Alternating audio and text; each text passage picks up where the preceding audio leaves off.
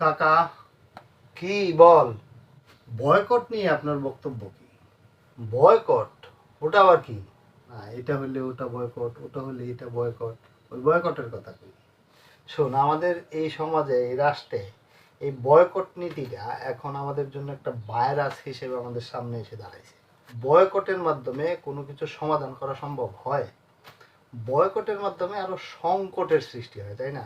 Boycott হলো দুর্বলের একটা অস্ত্র। প্রশ্নটা হচ্ছে আমরা দুর্বল কেন? ধর, গণতান্ত্রিক বিশ্ব ব্যবস্থায় বলা হয় থাকে রাষ্ট্রের মালিক জনগণ।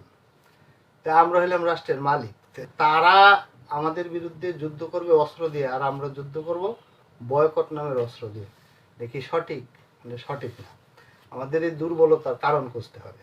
আমাদের এই দুর্বলতার কারণ হচ্ছে আমাদের যে রাষ্ট্রে আমরা থাকি, রাষ্ট্রে যে নাগরিক অধিকার আছে, অধিকার সচেতনতার অভাব।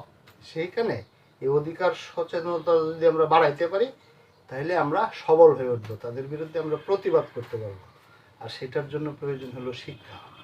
এই শিক্ষার অভাবেই আজকে আমরা দুর্বল, এবং বয়কট নামের একটা অস্ত্র দিয়ে আমরা যুদ্ধ করার চেষ্টা করছি। তো সত্যি বলতেছে।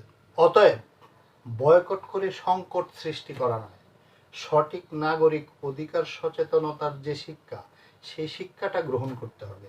সেটাই হলো মূল বিষয়।